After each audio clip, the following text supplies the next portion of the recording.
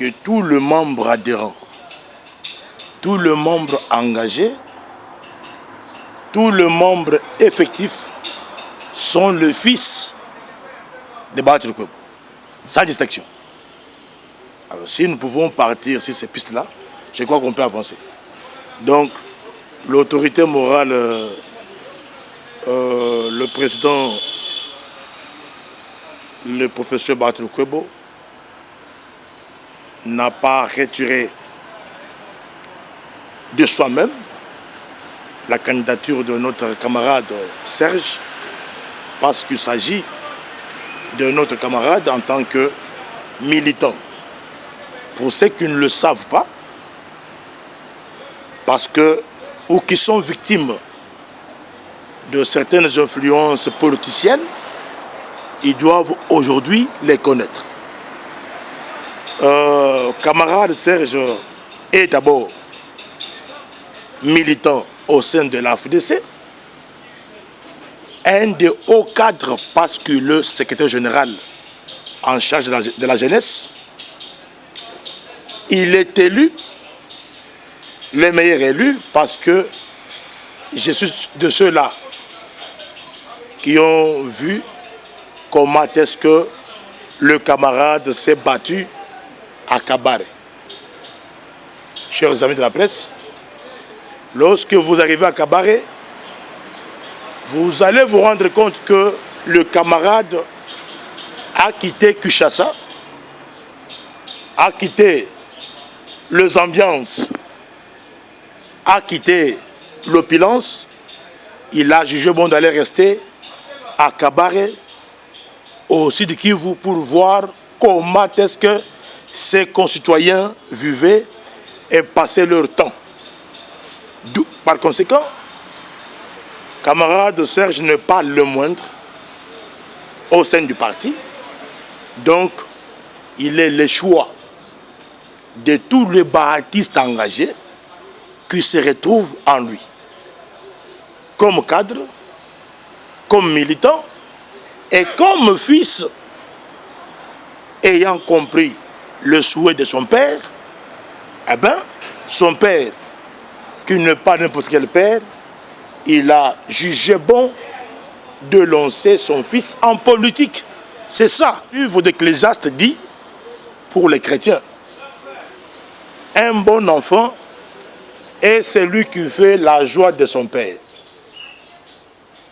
Vous allez comprendre avec moi et vous serez convaincus que le chef de l'État a donné confiance à notre autorité morale pour que l'union sacrée soit effective. Et à son tour, il n'a pas pu écarter les uns et les autres. Il a embrassé tout le monde.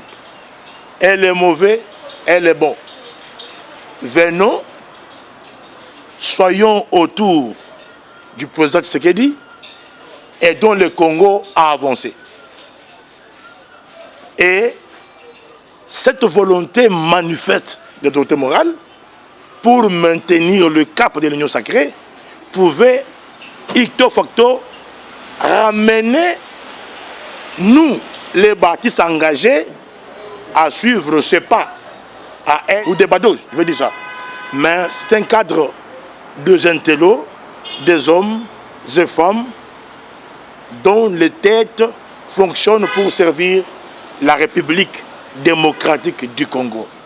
Donc, à l'heure que je veux cette émission, camarade Serge a notre appui politique, a notre appui moral, et tous les baptistes du Congo soutiennent l'engagement que l'autorité morale a pris. Il n'y a pas eu clameur publique. Il y a eu influence politicienne. Vous êtes journaliste, je crois que vous allez vous rassurer. Vous serez sûr de ce que j'ai dit. Il y a eu influence politicienne de anti-Bahati. Les gens à qui nous avons fait des ministres, nous avons fait les mandataires, les gens à qui nous avons fait les ambassadeurs. Bon, ils ont jugé bon après avoir échoué leur complot. Quel a été le complot? Il faudrait que Bahati Lukwebo perd le député, le siège au Parlement. Premier complot. Deuxième complot, il aurait fallu que Bahati disparaisse physiquement, donc on ne parle plus de lui. Troisièmement, ils ont voulu faire croire à l'humanité que c'est Bahati qui est à la base de blocage, lui et sa famille. Alors, comme ces cabales n'ont pas pu tenir, n'ont pas pu réussir, mes chers amis, Bahati reste esclave du respect, du respect de principes établis par l'union sacrée. Vous le savez plus que moi, parce que c'est de la presse, que la composition du bureau de l'Assemblée nationale, du bureau définitif, dépend de l'apport de forces politiques au sein de l'Assemblée nationale et du genre. Et comme respectueux des textes et des principes, vous allez vous rendre compte, moi je suis baptiste engagé, j'assume, Bahati n'a violé aucune disposition du règlement intérieur de l'Assemblée nationale. Aucune. J'évoque ici l'article 6 du règlement intérieur de l'Assemblée nationale et j'évoque aussi l'article 27. Donc, tout ce qui peut se faire au sein de l'hémicycle que le présidium n'a pas pu décider ne peut pas être retenu ni considéré. Donc on considère que c'est que le présidium a décidé. Le présidium décide les listes de gens qui doivent faire partie du bureau définitif. Eh bien, et lorsqu'on faisait le choix du camarade Serge, je crois que le problème de la géopolitique n'était pas posé. Mais ce sont les inconscients politiques, il faut les appeler comme ça, qui ont voulu influencer l'opinion. Mais, quand cela n'empêche, nous, le baptistes, nous restons convaincus, nous restons corrects envers notre chef hiérarchique et nous restons vraiment déterminés à l'accompagner au détriment de tous ces tralala que vous avez suivis à travers la presse. Donc, c'est une démarche démocratique et politique. Ça sera la première fois que l'humanité retiendra que Bahati est une école pour la démocratie. La première réponse, les dévolus sur Serge, d'abord, c'est le choix de ses collègues députés. Pas nous d'abord. Ses collègues députés qui ont porté leur choix sur leur collègue Serge Bahati. Deuxième réponse à ta question, c'est que nous-mêmes, nous avons vu ce qu'il a dû faire au sein du parti et du regroupement. Voyez vous-même le rôle qu'il a dû jouer pendant le bureau provisoire. Il a fait preuve d'une grande maturité politique. Jamais vu. Camarade Serge supervise l'élaboration du règlement intérieur de l'Assemblée nationale sous sa supervision. Deuxièmement, il supervise la validation de mandat des députés. Et on pouvait croire qu'il est jeune, mais par rapport aux actions qu'il a dû mener au sein du bureau provisoire, Serge a prouvé sa maturité politique. C'est là, s'entend qu'il a pleinement assumé le rôle où il a bien accumulé les notions politiques acquises par son père, qui est un chevronné politique, un démocrate de son rang, en même temps un politique avéré de ce pays. Vous ne parlerez pas de politique consensueux, vous ne parlerez pas des hommes d'État sans pour autant parler de Bahati Lukwebo dans ce pays. Je crois qu'aujourd'hui, Bahati est une école, je répète encore, Bahati est un cas de colle dans la démocratie. Et les écrivains, les historiens peuvent, je crois que le professeur Ndaïwel pourra aussi retenir ça, écrit en tant qu'historien, pourra aussi retenir ces actes posés par Bahati. Parce qu'un homme politique, tout ce qu'il pose comme acte reste mémorisé. C'est d'abord incarner la jeunesse. Et vouloir le carter, il faut avouer que le combat était, le complot était vraiment profond. Imaginez-vous que après consensus, que l'autorité morale ait pris cette grande décision de retrait de sa candidature, à GB, il y a eu les politiciens qui ont fêté. Et il y a même le passage de certains qui sont avec les ennemis du Congo, avec Nanga, qui ont fêté à GB. Donc vous allez vous rendre compte qu'il y a tout un club de politiciens qui s'est mobilisé hier soir pour aller fêter. Pourquoi? Parce que nous avons réussi au moins à écarter, à réussir les coups. Mais nous connaissons leurs méthodes, nous connaissons leur complot. Ils ont déjà échoué. Et tout ce qu'ils ont monté comme coup, ça n'a pas réussi. Et je vous rassure que Bahati est imperturbable, est invincible. Il est difficile parce que c'est un homme qui est assis sur ce que lui-même sait et sur la défense de réalité politique. Donc, ce qu'il a dû faire en tant qu'un des génitaires de l'Union sacrée, il a préféré ne fût-ce que donner et sécuriser ou protéger l'Union sacrée. Et c'est là, j'ai vu beaucoup de jeunes qui ont manifesté leur inquiétude. J'ai vu les gens qui m'ont appelé de partout, y compris même en France.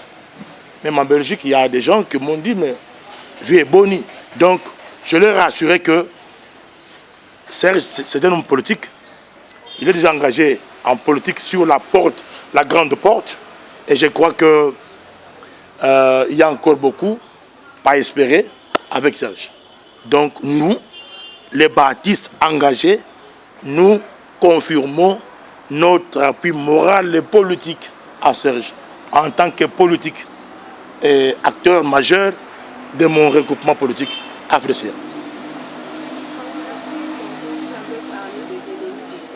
Mais pour le népotisme, souffrez que je vienne, je donne même 3 exemples. Mikaï Steve était mandataire à Onatra. Et vous savez le péché qu'il a commis? Mikaï engage son fils de 14 ans au cas de directeur à Onatra. Ça, c'est un exemple typique. Deuxièmement, la DGI engage les jeunes gens, les agents. 95% des agents engagés par la DGI sont le fils des cadres et hauts cadres de la DGI. Hormis ce que l'UDPS a dû recommander parce qu'on n'a pas eu l'accès de recommander aussi nos militants à la DGI, on a donné le privilège seulement à l'UDPS. Et l'UDPS, le père fondateur, chaque père fondateur de l'UDPS, chaque cadre de l'UDPS a dû envoyer son fils. Là, ce n'est pas népotisme. J'en viens maintenant à la DGDA, où chaque jour aussi on engage, mais l'opportunité est donnée qu'au fils des agents locaux. Donc ce n'est pas népotisme. Népotisme, c'est quand Barat dit, je prends Serge, je le place, ça devient népotisme. Non, c'est la mauvaise foi. Deuxièmement, lorsque vous voyez l'atmosphère politique actuelle, les gens ne parviennent pas à intérioriser ce que le chef de l'État veut. Ce qu'il veut, c'est quoi? Il veut qu'il y ait l'harmonie à tous les niveaux. Et c'est nous, politiques, qui sommes censés être vraiment au premier rang pour exécuter l'engagement ou la volonté politique manifeste du chef de l'État. Donc, mes chers amis, il n'y a pas népotisme à la matière de choix des animateurs, dès lors que cela dépend de la force politique au sein de l'Union sacrée. Ce n'est pas moi, ce que vous voyez là, c'est une distraction. On veut distraire les chefs de l'État. On n'est pas dans ça. Nous, on est loin de tout ce que les gens racontent, ce que les autres, les Mbikaï, qui était avec nous, qui nous ont quittés pour leur turpitude. Mais nous sommes concentrés au travail. L'AFDC, rassurez-vous, c'est le travail. Nous sommes en train de travailler pendant que les uns sont à la piscine avec les jeunes filles, les autres sont en Europe en train de déambuler, mais nous, nous sommes au travail. Et surtout que nos élus sont vraiment au travail. C'est l'occasion pour moi de saluer la sénatrice Madame Arlette, qui a été élue sénatrice. Donnons confiance. Ce qu'il faut comprendre sur l'homme, notre autorité morale n'agit pas dans la précipitation. Et n'agit pas dans le tralala. Il est un homme qui agit quand il faut agir. Parler quand il faut parler, et voir quand il faut voir, entendre quand il faut entendre. Donc il ne parle pas comme un gamin politicien d'aujourd'hui. C'est un monument politique. C'est une référence pour beaucoup. Il en a fait beaucoup. Et beaucoup aujourd'hui se retrouvent en lui. Et ils sont conscients qu'il a fait un grand travail pour eux. Mais, n'empêche, même si les hommes ne l'acclament pas, mais les pierres l'acclameront. C'est la Bible. Même si les gens font semblant de ne pas reconnaître. Je vous ai dit, aujourd'hui 500 emplois au Congo central. Les maïs, ce sont les enfants qui consomment le maïs. Je ne crois pas. Ce sont les Congolais. Mais qui bénéficient de l'œuvre de Congo central. Mais qui a été vilipendé toujours par ces mêmes politiciens qui injurient la journée et le soir ils viennent demander les transports et les carburants. Vous le connaissez comment il fonctionne. Et même la presse qui est utilisée, je suis désolé, parce que le fameux, les victimes qui m'ont vu, qui m'ont compris et savent que l'autorité morale est un homme de principe. Il respecte ses partenaires et il a une considération. J'étais victime et l'AFDC n'est pas un encadrement des badauds.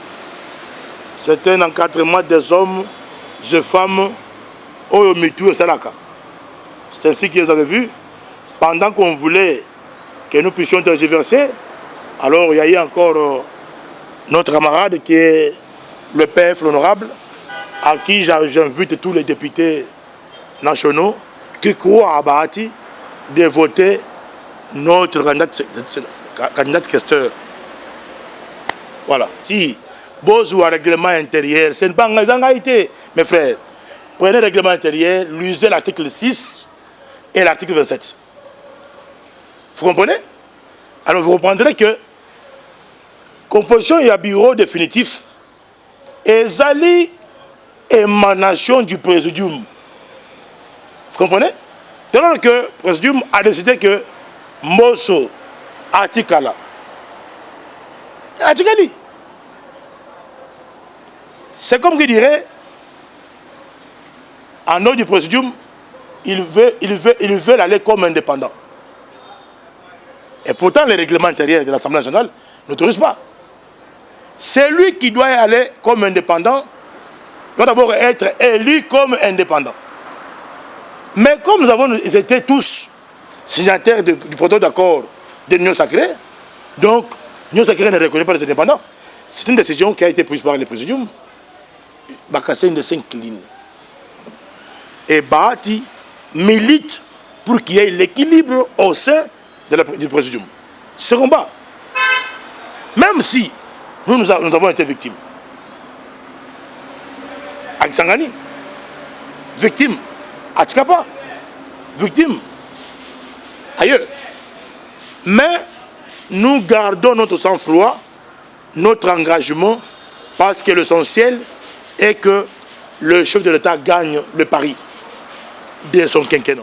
Bon, c'est par rapport aux réalités de temps et de circonstances.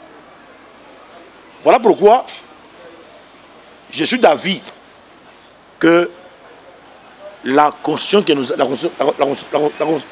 nous avons soit modifiée, échangée, adaptée sur base de la philosophie africaine et congolaise. Je suis d'accord avec ça. Je suis de ceux-là qui ont déjà dénoncé l'inefficacité de la Constitution.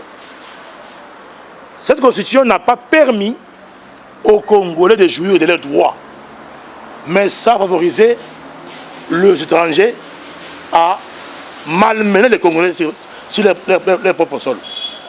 Bakassende a milité pour qu'il y ait changement de la Constitution. Donc, le gouvernement, surtout aujourd'hui, je ne suis pas dans le secret de Dieu. Mais je déplore seulement le timing et la faisabilité. Je suis d'accord avec ça. Je vous ai dit qu'il y a à peu près 63 articles pièges contre le Congo et les Congolais. Qu'il faut enlever et les modifier ou les changer.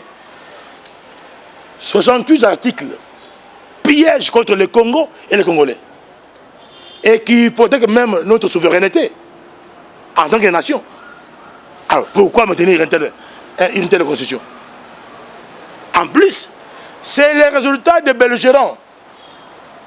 Il y a des gens qui ont été Bitumba, Mitu et Beba, na Kikali, Basangani, Bavandiguna, Basalina, Basalina Bangoti, et si non, non, pour voter oui, pour aller au Rwanda. Na Boya. En 2006, Bakassende a dit non.